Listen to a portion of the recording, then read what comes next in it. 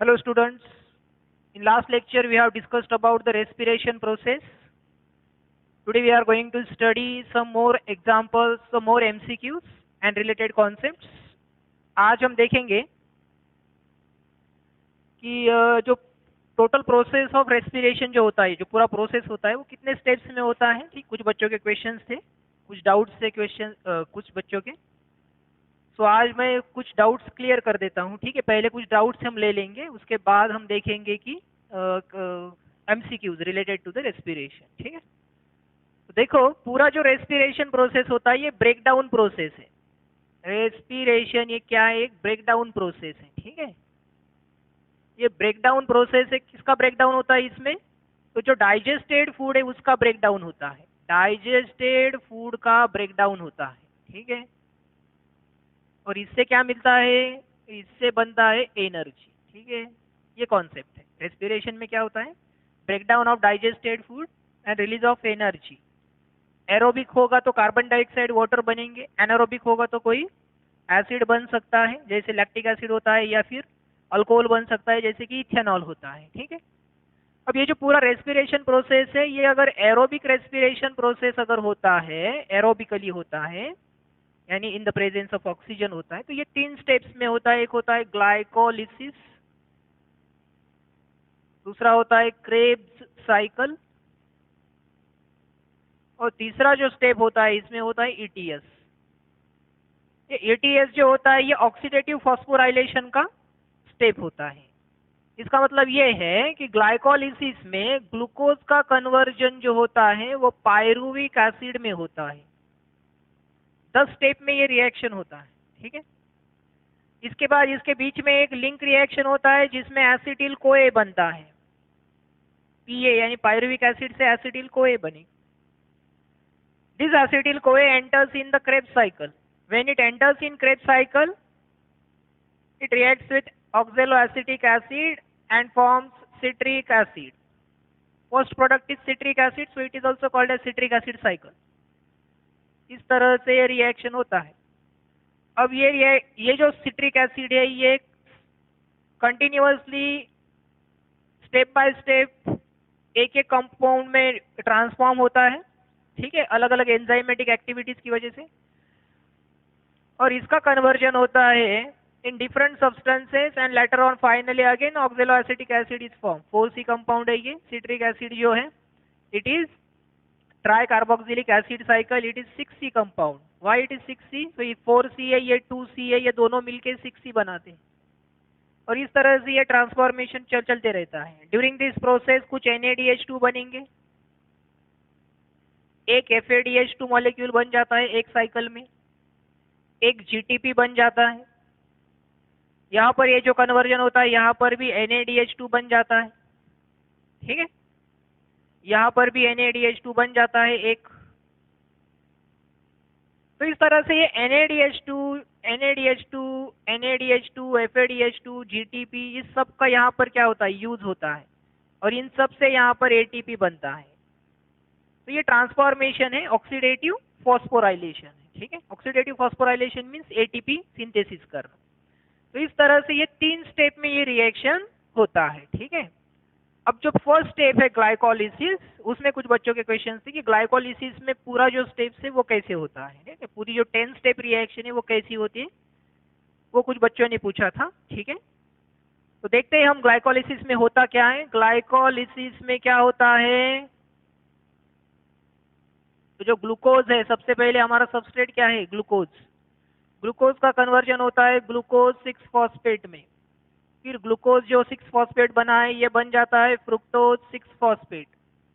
Fructose 6 phosphate से ये fructose 1,6 bye phosphate बन जाता है, यानी इसका ट्रांसफॉर्मेशन होता है 1,6 बाय फॉस्फेट फ्रुक्टोज में। फ्रुक्टोज 1,6 बाय फॉस्फेट जो है ये कन्वर्ट होता है कंपाउंड में, जिसको कहते हैं हम 3PGAL यानी 3 फॉस्फोग्लिसराल्डिहाइड। एक अल्डिहाइड है, और एक दूसरा बनता है DHAP। अब ये 6C कंपाउंड है, और ये है 3C, और ये है 3C, तो दोनों में ये डिवाइड हो जाता है। जो 3PGAL बना है इससे बनता है 3P यानी 3 फॉस्फोग्लिसरेट, ठीक है। 3 फॉस्फोग्लिसरेट जो बना है इससे फिर से बनेगा, इससे 1,3 फॉस्फोग्लिसरेट बनता है। 1,3 फॉस्फोग्लिसरेट से 3 फॉस्फोग्लिसरेट बनता है। 3 फॉस्फोग्लिसरेट से 2 फॉस्फोग्लिसरेट बनता है। 2 फॉस्फोग्लिसरेट से फिर फॉस्फोइनॉल पायरुविक एसिड बनता है और फॉस्फोइनॉल पायरुविक एसिड से फाइनली पायरुविक एसिड बनता है। तो इस तरह से ये 10 स्टेप में रिएक्शन होता है। देखो ये first, second, third, fourth, fifth, 6, 7, 8, 9, 10, ठीक है। Now during this process some ATP is generated and some ATP is some part of ATP और some number of ATP is used। कहाँ पर ATP यहाँ पर लगता है। तो ग्लूकोज का जब ग्लूकोज 6 फॉस्फेट होता है तो ये फॉस्फेट कहाँ से आया, तो ये आता है ATP से। यहाँ पर एक ATP यूज होता है जो ADP में कन्वर्ट होता है, ठीक है, और इस ATP को यहाँ पर यूज किया जाता है।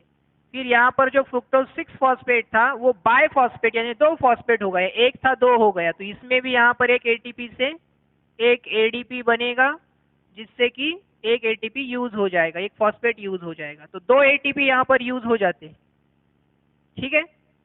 अब नेक्स्ट रिएक्शन जो है यहाँ पर 3PgAl से 1,3PgA बनता है, ठीक है। 1,3PgA का मतलब होता है 1,3 फॉस्फोग्लिसरेट। ये फॉस्फोग्लिसरेट है, ठीक है, ये फॉस्फोग्लिसराल्डिहाइड है, ये एसिड है, ये अल्डिहाइड है, ठीक है। अल्डिहाइड और एसिड आपको समझता है, आपने ऑर्गेनिक केमिस्ट्री में ये पढ़ा होगा, ठीक है। अब ये जो प्रोसेस होता है 3PgAl, यहाँ पर H3PO4 से एक फॉस्फेट आ जाता है, यहाँ पर कोई ATP यूज नहीं होता। Addition of phosphate is due to H3PO4 that is phosphoric acid. इसके साथ साथ यहाँ पर NAD प्लस से NADH2 भी बनता है। क्या बनता है? NADH2। And finally phosphoenol pyruvic acid से जब पायरुविक एसिड बनता है तो यहाँ पर भी एक ATP मॉलिक्यूल बन जाता है। ADP से क्या बनता है? ATP बन जाता है, ठीक है। तो NADH2 जो है ये जब बनता है तो it is equivalent to 3 ATP। एक NADH2 3 ATP इक्विवेलेंट होता है। तो ये 3 और ये एक 4, ठीक है। टोटल कितने हुए? ये 4 हुए, ठीक है। अब ये 3 और एक 4, ये टोटल 4 एक साइकिल में तैयार होते हैं, बट इसमें यूज कितने होते हैं? ये 2 यूज होते हैं, ठीक है। सो नेट गेन जो होता है ATP का, जो नेट गेन होता है यहाँ पर एक यूज हुआ है फॉस्फोइनॉल पायरुवेट, ठीक है। यहाँ पर भी एक ATP यूज होता है, सॉरी एक ATP बनता है, ये 3 है। यहाँ पर एक ATP बनेगा ADP से, यहाँ पर भी एक ATP बनेगा। तो एक फॉस्फेट ADP से ट्राइफॉस्फेट बनाएगा, एक फॉस्फेट इसमें ट्रांसफर हो जाएगा, यहाँ पर एक ATP बनता। तो एक साइकिल में 2 ATP बन गए, 2 ATP। ऐसी कितनी साइकिल होती है? 2। क्यों? क्योंकि ये DHAP भी इसमें कन्वर्ट होकर और एक साइकिल बनाता है। तो 2 ATP इंटू 2, तो 4 ATP बन जाएंगे। कितने ATP बनेंगे? 4। ये NADH2, एक NADH2 से 3 ATP बनते हैं, तो 2 से कितने बनेंगे? 2 इंटू 3 दैट इज 6 ATP। तो टोटल ATP फॉर्म कितने हुए? 6 plus 4 10 ATP is formed. 10 ATP is formed. एक ग्लूकोज से 10 ATP बनते हैं, बट यहाँ पर हम देखेंगे कि यहाँ पर एक ATP और यहाँ पर एक ATP भी यूज हुआ है। ATP तो 2 ATP यूज हुए, इसका मतलब -2 ATP, ये यूज्ड ATP है। तो टोटल ATP कितने जनरेट हुए? तो एक ग्लाइकोलिसिस, एक ग्लूकोज से एक ग्लाइकोलिसिस प्रोसेस से 8 ATP जनरेट होते हैं। कितने ATP जनरेट होते हैं? 8 ATP जनरेट होते हैं, ठीक है। क्लियर है ये? ठीक है। अब हम कुछ क्वेश्चंस देखेंगे। डाउट क्लियर है? ग्लाइकोलिसिस में किस तरह से ATP जनरेट होता है? 8 ATP जनरेट हुए, अब बचे कितने? तो 38 में से टोटल प्रोसेस में 38 बनते हैं, तो 8 यहाँ पर जनरेट हुए, बचे कितने? 30 कहाँ पर जनरेट होते हैं? 30 जनरेट होते हैं। इस लिंक रिएक्शन में कुछ जनरेट होंगे क्योंकि यहाँ पर NADH2 फॉर्म होता है, तो यहाँ पर लगभग 6 एटीपी जनरेट होंगे, तो बचे कितने 24 एटीपी क्रेब्स साइकिल में जनरेट होते हैं। ठीक है, ये 6 + 24 कितने हुए 30 एटीपी, 30 + 8 कितने हुए 38 एटीपी। तो पूरे प्रोसेस में 38 एटीपी जनरेट होते हैं। ठीक है, तो डिड यू गेट दिस? क्या होता है ये ग्लाइकोलिसिस, क्या होता है क्रेब्स साइकिल, क्या होता है, ये समझ में आया आपको? अब हम कुछ क्वेश्चंस लेंगे।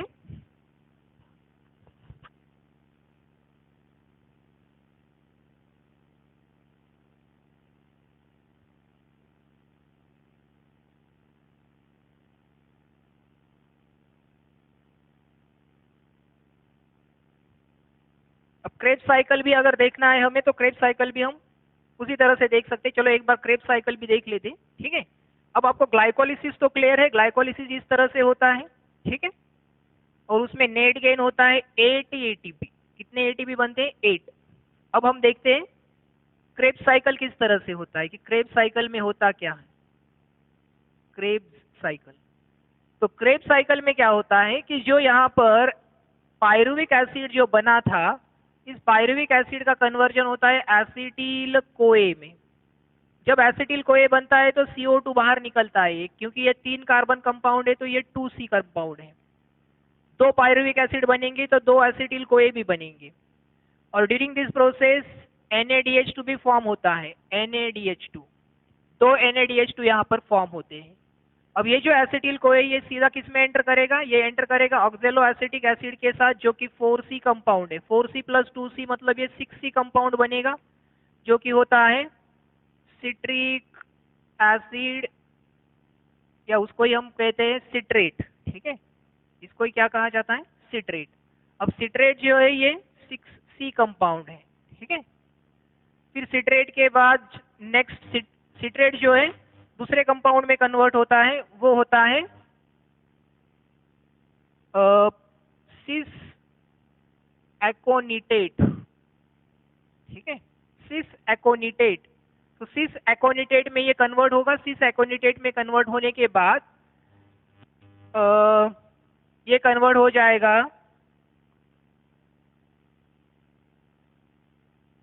Alpha keto glutarate. किस में कन्वर्ट होता है, अल्फा कीटो ग्लूटारेट में। अल्फा कीटो ग्लूटारेट के बाद ये होता है सक्सिनिल कोए में कन्वर्ट होता है। सक्सिनिल कोए के बाद ये होता है सक्सीनेट, ये सक्सीनेट में कन्वर्ट होता है। ये होता है फ्यूमारेट में कन्वर्ट, फ्यूमारेट कन्वर्ट होता है मैलेट में, मैलेट, और मैलेट कन्वर्ट होता है ऑक्जेलो एसिटिक एसिड में। ठीक है, तो citrate, cis aconitate, alpha ketoglutarate, succinyl CoA, succinate, fumarate, malate and oxaloacetic acid. फिर से ऑक्जेलो एसिटिक एसिड किस में एंटर होगा, क्रेब्स साइकिल में एंटर होगा, जब नेक्स्ट एसिटिल कोए आएगा सेकेंड, तो 2 साइकिल हो जाएगी। 2 एसिटिल कोए के साथ कितनी साइकिल होंगी, 2 साइकिल हो जाएंगी। ठीक है, अब जब ये पूरा रिएक्शन होता है, तो ये पूरे रिएक्शन में जो अल्फा कीटोग्लूटारेट सिस एकोनिटेट है, सिस एकोनिटेट का कन्वर्जन जब अल्फा कीटोग्लूटारेट में होता है, तो इसमें भी एक NADH2 बनता है। इधर लिख देता हूं मैं NADH2। और जब सक्सिनिल कोए का सक्सीनेट में कन्वर्जन होता है, तो इसमें एक NADH2 और एक GTP बनता है। GTP is equivalent to ATP। फिर सक्सीनेट का कन्वर्जन जब फ्यूमारेट में होता है, सक्सीनेट टू फ्यूमारेट कन्वर्जन जब होगा, तो यहाँ पर एक FADH2 बनेगा। और जब फ्यूमारेट का कन्वर्जन मैलेट में होता है, तो एक NADH2 यहाँ पर भी बन जाएगा। ठीक है, तो इस तरह से कितने NADH2 बनते हैं, तो यहाँ पर 1, 2 और ये 3, 2 साइकिल होती है, इसका मतलब 6 NADH2। FADH2 कितने बनेंगे, 2 FADH2, क्योंकि 2 साइकिल होती है। 2 साइकिल होती है, 2 क्यों होती है, क्योंकि 2 पायरुविक एसिड, 2 एसिटिल कोए 2 बार एंटर करेंगे। ठीक है, 2 बार एंटर करेंगे तो 2 साइकिल्स होंगी। इसके बाद ये 2 GTP भी बनेगा, यानी 2 ATP या 2 GTP भी लिख सकते हैं हम। GTP और ATP इक्वल होते हैं यानी इक्विवेलेंट होते हैं। ATP adenine triphosphate, GTP guanine triphosphate, so it is equivalent. सिर्फ यहाँ पर नाइट्रोजनस बेस अलग है, एनर्जी उतनी ही मिलने वाली है। ठीक है, so it is equivalent to 2 ATP. अब हमें टोटल एटीपी कितने मिलते हैं ये देखना है। सो 6 3 जा, एक NADH2 से 3 एटीपी मिलते हैं। 6 3 जा 18 एटीपी, और उसके बाद 2 2 जा 4 एटीपी, और ये 2 एटीपी। तो टोटल एटीपी कितने बने हैं, चलो देखते हैं। ये 24 एटीपी हो गए। तो क्रेब साइकिल में हमें कितने एटीपी मिले, 24 एटीपी। यहाँ पर हमें कितने मिले, चलो इसको मैं यहाँ पर लिख देता हूँ कि 8 एटीपी हमें कहाँ से मिले, ग्लाइकोलिसिस से। क्रेब साइकिल से हमें कितने मिले, 24 एटीपी। अब 24 और 8 कितने हुए हैं, 38 होते हैं क्या, तो नहीं होते। 38 कितने बचते हैं इसमें, 6 एटीपी। तो 6 एटीपी हमें कहाँ से मिलते हैं, तो यहाँ पर एक रिएक्शन बाकी है, ठीक है।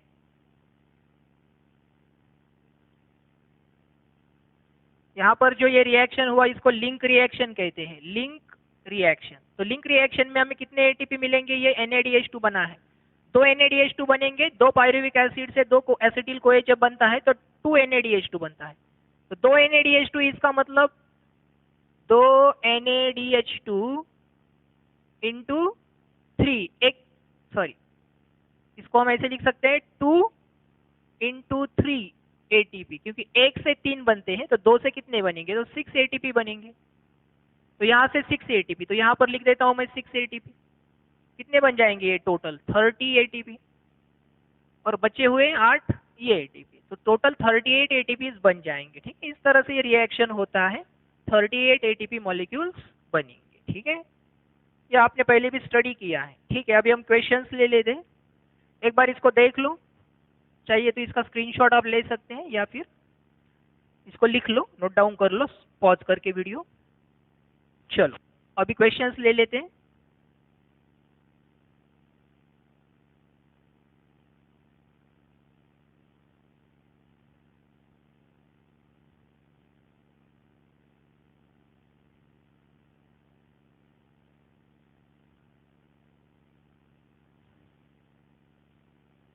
Question number first is which of the following is not intermediate of Krebs cycle.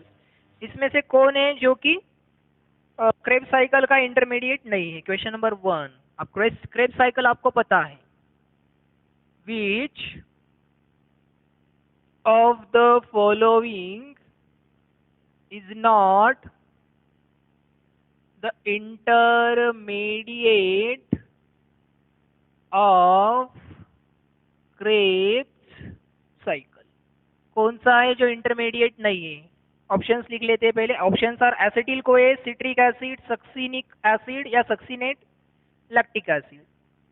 So acetyl कोए, सक्सिनेट जो कि हमने अभी देखा, तीसरा दिया है lactic acid, and D option given is, what is D, citric acid, citric acid. देखो क्रेब्स साइकिल में पूछा गया है which is not intermediate of Krebs cycle, Krebs cycle में कौन इन्वॉल्व नहीं होता है, ऐसा पूछा गया है। तो अभी आपने क्रेब्स साइकिल देखा, क्रेब्स साइकिल में क्या क्या होता है ये आपको पता है। सबसे पहले तो एसिटिल कोए तो डेफिनेटली होगा, सक्सिनिल कोए होता है, सक्सिनेट होता है, ठीक है। फिर सिट्रिक एसिड भी होता है, फर्स्ट जो प्रोडक्ट होता है वो सिट्रिक एसिड ही होता है, स्टेबल प्रोडक्ट। लैक्टिक एसिड इसमें कहीं पर भी नहीं है, इसका मतलब आंसर क्या है, लैक्टिक एसिड, ठीक है। Lactic acid is the answer. This is not the intermediate of Krebs cycle. Krebs cycle में कहीं पर भी आपको लैक्टिक एसिड दिखाई नहीं देता है, ये लैक्टिक एसिड इसका इंटरमीडिएट नहीं हो सकता। Question number second, the total number of ATPs with one glucose molecule during anaerobic respiration is, during anaerobic respiration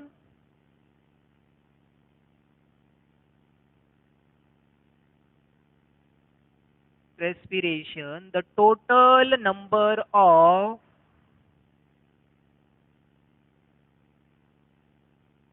ATP generated from one glucose molecule is, a दिया है 2 ATP, बी दिया है 38 ATP और सी दिया है 37 एंड 40। तो हमें पता है कि ये एनारोबिक रेस्पिरेशन है, तो एक ग्लूकोज मॉलिक्यूल से 2 ATP जनरेट होते हैं। इसका ये कॉन्सेप्ट है कि जब एनारोबिक रेस्पिरेशन होता है तो फर्स्ट स्टेप भी ग्लाइकोलिसिस ही होता है। देखो एरोबिक और एनारोबिक दोनों में ग्लाइकोलिसिस एक कॉमन स्टेप है, और इसमें जो दूसरा स्टेप होता है वो फर्मेंटेशन होता है। क्या होता है? फर्मेंटेशन। अब ये फर्मेंटेशन जो है इसमें कोई एटीपी जनरेट नहीं होता है, कोई एटीपी इसमें फॉर्म नहीं होता है। और ग्लाइकोलिसिस का नेट गेन कितना है? ग्लाइकोलिसिस का आपको पता है कि नेट गेन जो होता है ग्लाइकोलिसिस का वो होता है 2 ATP, क्योंकि 4 ATP बनते हैं बट 2 यूज होते हैं, इसका मतलब 2 ATP नेट गेन होता है। तो इसमें 2 ATP नेट गेन बनेगा, नेट गेन। इसका मतलब टोटल एटीपी फॉर्म्ड कितने हुए? 2 ATP ही बने, क्योंकि इधर तो 0 होता है, तो 2 ATP इसका आंसर है। ठीक है, 2 ही ATP एनारोबिक रेस्पिरेशन में नेट गेन होता है। तो एक ग्लूकोज से हमें 2 ATP मिलते हैं एनारोबिक रेस्पिरेशन में।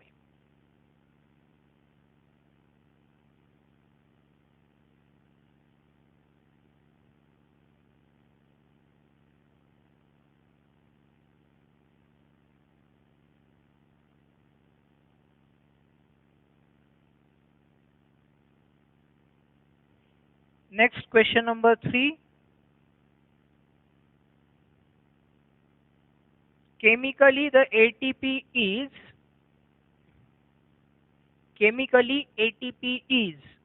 question number 3.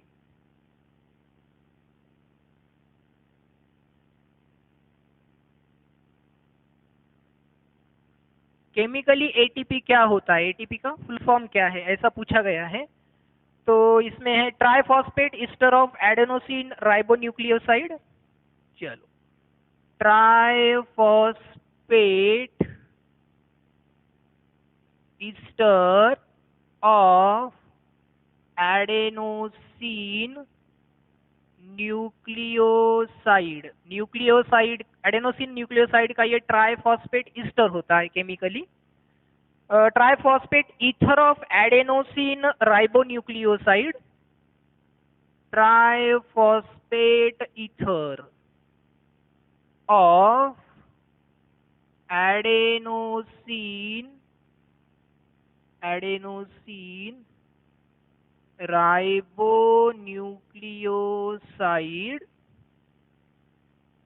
and option C given is diphosphate ester. ये भी राइबोन्यूक्लियोसाइड है, राइबोन्यूक्लियोसाइड, और ये है diphosphate ester of adenosine ribonucleoside, and last one is none of these. तो एटीपी क्या होता है? देखो ATP is adenosine triphosphate, adenosine triphosphate.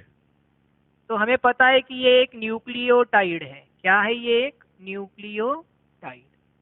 अब न्यूक्लियोटाइड, सिंगल न्यूक्लियोटाइड का अगर हम स्ट्रक्चर देखेंगे तो इसमें ये होता है कि सपोज अभी सिंगल न्यूक्लियोटाइड का हम स्ट्रक्चर देखते हैं तो कुछ इस तरह से ये सिंगल न्यूक्लियोटाइड है। फॉर एग्जांपल ये रिंग है, यहाँ पर ये फर्स्ट कार्बन है और फर्स्ट कार्बन में अटैच होता है नाइट्रोजिनस बेस जो कि यहाँ पर एडेनाइन होगा। तो यहाँ पर एडेनाइन अटैच है।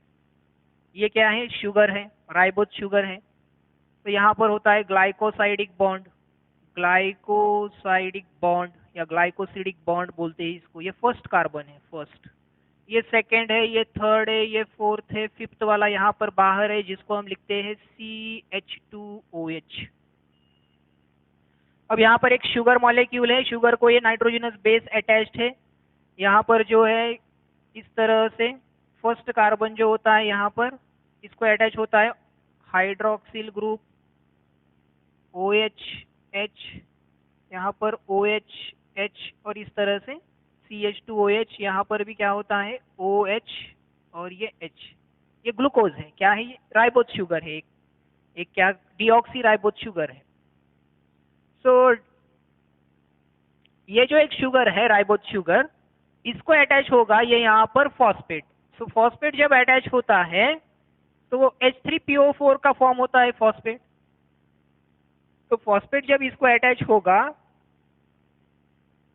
तो it is attach to the oxygen of phosphoric acid. इस तरह से ऑक्सीजन इस तरह से होगा। तो ये जो बॉन्ड बनता है इसको हम बोलते हैं ईस्टर बॉन्ड। क्या बोलते हैं इसको? ईस्टर बॉन्ड बोलते हैं, जहां पर एक फ्री ऑक्सीजन बीच में होता है। ठीक है, अब ये फॉस्फेट के और कार्बन के बीच में एक ईस्टर बॉन्ड बना है। यहाँ पर लिखा है हमें एटीपी में होता क्या है, तो ये एटीपी है। एटीपी क्यों है? क्योंकि ये एडेनाइन है, एडेनाइन को शुगर अटैच है तो ये एडेनोसिन बन गया। न्यूक्लियोटाइड प्लस शुगर एक एडेनोसिन होता है, ये एडेनोसिन है। एडेनोसिन है, न्यूक्लियोसाइड है, और इस पे एक फॉस्फेट अटैच हो गया, ये फॉस्फेट, तो इसको हम कहते हैं न्यूक्लियोटाइड। तो ये एडेनाइन का न्यूक्लियोटाइड है, इसका मतलब ये एडिनिलिक एसिड है या एडेनाइन ट्राइफॉस्फेट है। ठीक है, एडेनाइन ट्राइफॉस्फेट है। ट्राइफॉस्फेट क्यों कहा गया है इसको? इट इज एडेनाइन ट्राइफॉस्फेट क्योंकि इसमें एक फॉस्फेट अटैच नहीं होती, इसमें 3 फॉस्फेट अटैच होते हैं। ठीक है, 3 फॉस्फेट अटैच होते हैं, इसलिए इसको ट्राइफॉस्फेट कहा गया है। मतलब ये फॉस्फेट है ना, इसको और एक फॉस्फेट अटैच होगा, इसको और एक फॉस्फेट अटैच होगा, तो ये 3 फॉस्फेट अटैच होते हैं। सो इट इज एडेनाइन ट्राइफॉस्फेट। और इसमें कितने बॉन्ड, ये क्या है? बॉन्ड है, ईस्टर बॉन्ड है। So it is triphosphate ester of adenosine ribonucleoside. अब न्यूक्लियोसाइड क्या होता है ये हमने पहले भी पढ़ा था कि न्यूक्लियोसाइड मतलब sugar plus nitrogenous base is nucleoside. Sugar plus nitrogenous base is nucleoside and this nucleoside plus phosphate is nucleotide. ठीक है, तो हमें पूछा गया है कि एटीपी क्या होता है। तो हमें पता है कि एडेनोसिन ट्राइफॉस्फेट होता है, बट एडेनोसिन ट्राइफॉस्फेट को अगर हम केमिकली देखेंगे तो ट्राइफॉस्फेट का मतलब उसमें ट्राई ईस्टर बॉन्ड होंगे, 3 ईस्टर बॉन्ड होंगे। ये जब फॉस्फेट को अटैच होता है तो बीच में ईस्टर बॉन्ड होता है, ये फॉस्फेट को अटैच होगा तो यहाँ पर ईस्टर बॉन्ड होगा, ये फॉस्फेट जब कार्बन को अटैच होगा तो यहाँ पर भी एक ईस्टर बॉन्ड होगा। 3 बॉन्ड हो गए, 3 ester bond. So it is triphosphate ester of adenosine ribonucleoside, और it is triphosphate ether of adenosine ribonucleoside, और इट इज डाइफॉस्फेट ईस्टर। तो यहाँ पर ईथर आया है तो ये बिल्कुल नहीं होगा option.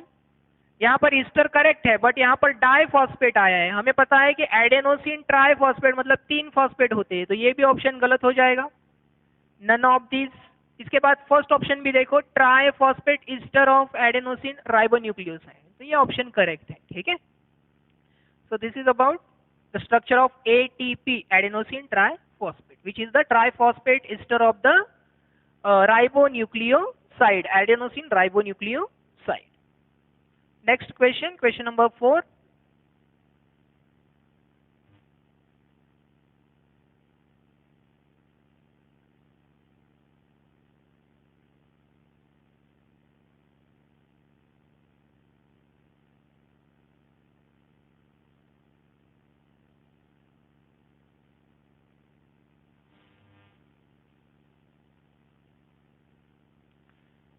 In mitochondria, energy is stored in the form of, question number 4 is, in mitochondria, energy is stored in the form of, अब इसको हम फास्ट कर लेंगे। हमें पता है कि माइटोकॉन्ड्रिया में एनर्जी कौन से फॉर्म में होता है, ऑप्शन दिए है एटीपी, एएमपी, एडीपी, ग्लूकोज। तो एटीपी, एएमपी, ग्लूकोज और दिया है एडीपी। तो ये आंसर, करेक्ट आंसर है एटीपी, एडेनोसिन ट्राइफॉस्फेट। ठीक है, एटीपी के फॉर्म में बॉडी में एनर्जी स्टोर होता है, ये हमें पता है। ठीक है, तो ये एक नॉलेज बेस्ड क्वेश्चन है, इंफॉर्मेशन बेस्ड क्वेश्चन है ये।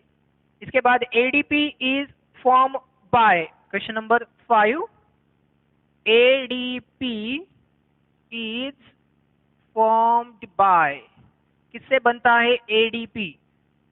Options given is adenosine plus phosphate, adenine plus phosphate, ठीक है, adenosine plus phosphate. Second option given is adenine plus phosphate. C option given is adenosine monophosphate plus phosphate. तो adenosine monophosphate plus phosphate, and D option given is adenine plus ribose, adenine plus ribose। ठीक है, तो हमें पता है कि adenosine जो है वो किससे बनता है, it is a nucleoside. Nucleoside जो बनता है वो एक एडेनाइन और के साथ एक राइबोज शुगर होना चाहिए, तो एडेनाइन एडेनोसिन बन जाएगा। ठीक है, और उसके साथ कितने फॉस्फेट होने चाहिए, डीपी में 2 फॉस्फेट होने चाहिए, तो वो क्या बन जाएगा, डाइफॉस्फेट बन जाएगा। तो यहाँ पर एडेनोसिन और एक फॉस्फेट दिया है, तो ये आंसर नहीं हो सकता क्योंकि वो एएमपी बनेगा। ये क्या बनेगा, एएमपी, एडेनोसिन मोनोफॉस्फेट बनेगा। यहाँ पर हमें सेकंड ऑप्शन दिया है एडेनाइन प्लस फॉस्फेट, इसका मतलब ये एडेनाइन फॉस्फेट बनेगा, एडेनोसिन नहीं बनेगा, इसमें राइबोज शुगर होगा नहीं, ये भी इनकरेक्ट हो जाएगा। यहाँ पर एडेनोसिन मोनोफॉस्फेट यानी एएमपी प्लस एक फॉस्फेट दिया है, इसका मतलब ये एडीपी बनेगा क्योंकि ये डाइफॉस्फेट होगा, मोनोफॉस्फेट एक और ये एक monophosphate diphosphate, so this becomes ADP, adenine ribose, this becomes adenosine, ये तो एडेनोसिन बनेगा सिर्फ। ठीक है, इसमें फॉस्फेट आएगा ही नहीं, तो correct option is option C. Next question, question number 6।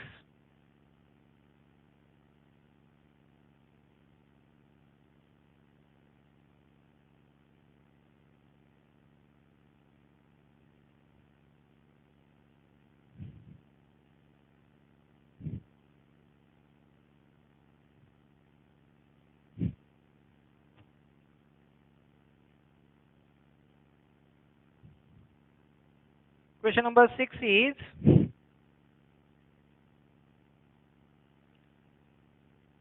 in mitochondria the elementary particles are present on,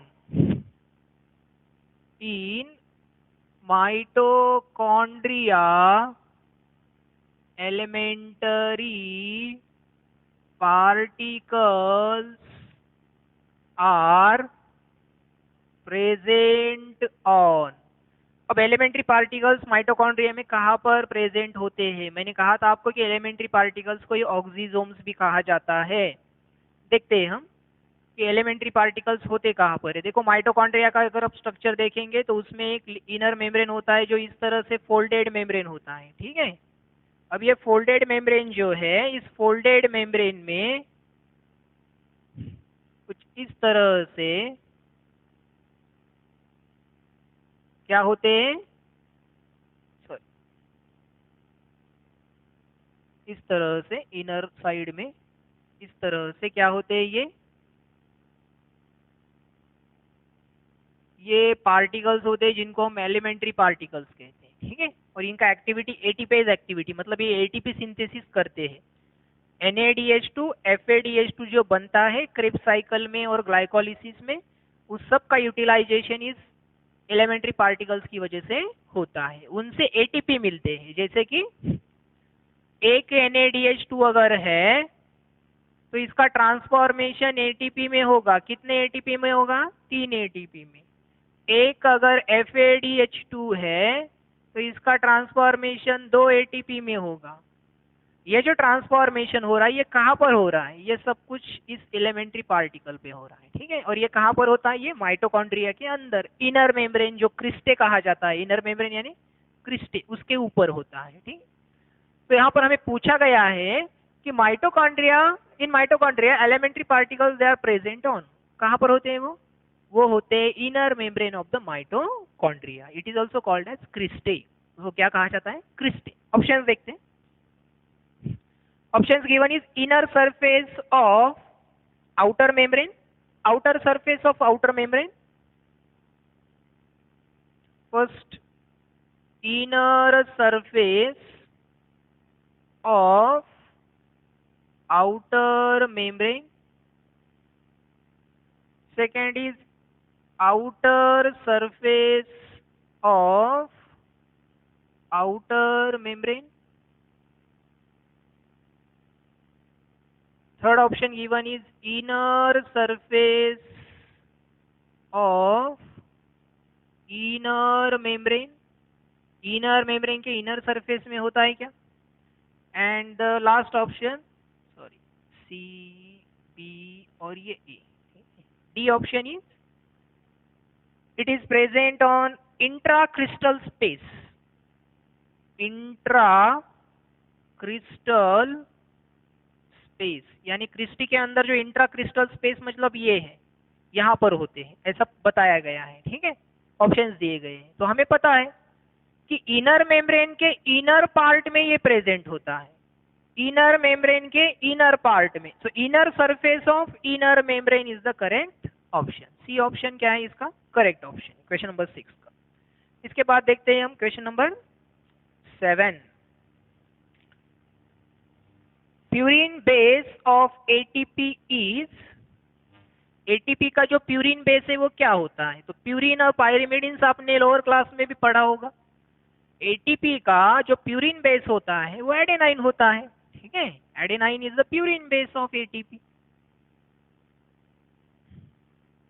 question number 7, purine base of ATP is, तो एटीपी का फुल फॉर्म ही क्या है, एडेनाइन ट्राई फॉस्फेट, तो adenine होता क्या है, आपने पढ़ा होगा प्यूरिन पायरिमिडिन लास्ट ईयर या इस ईयर भी हमने वो पढ़ा है एडेनाइन, और फर्स्ट चैप्टर में आपने एडेनाइन ग्वानाइन थायमिन साइटोसिन पढ़ लिया है, तो इसमें से एडेनाइन ग्वानाइन जो होते हैं वो प्यूरिन्स होते हैं, एडेनाइन इज अ प्यूरिन, हमें पूछा है purine base of ATP is, of course ये क्या होगा एडेनाइन होगा, ठीक है। ऑप्शंस क्या दिए हैं हमें, options given are adenine, alanine, guanine, uracil,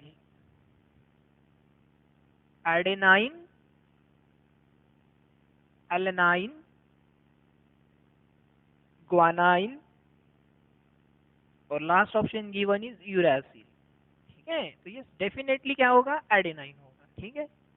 question number 8, question number 8 given is Saccharomyces can bring about, Saccharomyces से क्या होता है, सैकेरोमाइसिस एक फंगस है, इट कैन ब्रिंग अबाउट, ये कौन सी रिएक्शन कर सकता है, तो हमें पता है ये फर्मेंटेशन में यूज होता है, अल्कोहलिक फर्मेंटेशन में। Options given is Krebs cycle, aerobic respiration, Krebs cycle, aerobic respiration, C option given is alcoholic fermentation, lactic acid fermentation, alcoholic fermentation, and D option is lactic acid fermentation। देखो Krebs cycle aerobic का part है, Saccharomyces anaerobic करता है, anaerobic fermentation है ना, anaerobic respiration करता है, Krebs cycle तो आएगा ही नहीं क्योंकि it is the part of aerobic respiration, तो Krebs cycle can not be the answer. Aerobic respiration ये हो नहीं सकता क्योंकि वो एनारोबिक करता है, एरोबिक नहीं करता है। यस, अल्कोहलिक फर्मेंटेशन होता है, अल्कोहलिक फर्मेंटेशन में हम सैकेरोमाइसिस को यूज करते हैं, वो अल्कोहल फर्मेंटेशन करता है। लैक्टिक एसिड फर्मेंटेशन बैक्टीरिया करते हैं, इसलिए ये भी आंसर नहीं आएगा। अब सैकेरोमाइसिस किस तरह से करता है, तो जैसे कि ग्लूकोज होता है तो ग्लूकोज का कन्वर्जन सबसे पहले एसिटाल्डिहाइड में होगा, इसमें होगा एसिटाल्डिहाइड में, और एसिटाल्डिहाइड जब बनता है तो इसके बाद CO2 प्लस इथेनॉल बनता है, इथेनॉल, ठीक है। तो इस तरह से ये फर्मेंटेशन होता है, ग्लूकोज से एसिटाल्डिहाइड बनेगा और एसिटाल्डिहाइड से क्या बनेगा, CO2 प्लस इथेनॉल, ये 3 कार्बन कंपाउंड है, ये 2 कार्बन कंपाउंड है और इसके साथ ये CO2 निकल जाता है, तो 2 मॉलिक्यूल्स बनेंगे। ये भी 2 मॉलिक्यूल्स बनेंगे, ये भी 2 मॉलिक्यूल्स बनेंगे, ये भी 2 मॉलिक्यूल्स बनेंगे एक ग्लूकोज से, because glucose is 6 carbon compound. ठीक है, तो इस तरह से क्वेश्चन नंबर 8 का जो आंसर है वो है C. So this is about respiration. हमने रेस्पिरेशन में बहुत से क्वेश्चंस सॉल्व किए हैं, उसके रिलेटेड हमने जो भी कॉन्सेप्ट है उसको भी डिस्कस कर लिया है। In next lecture we are going to deal with the life process 2। Life process 2 जो हम स्टार्ट करेंगे नेक्स्ट लेक्चर में, ठीक है, जिसमें हम रिप्रोडक्शन के बारे में स्टडी करेंगे, उसके साथ साथ हम एमसीक्यू सॉल्व करेंगे और उससे रिलेटेड कॉन्सेप्ट भी डिस्कस कर लेंगे। Okay, thank you.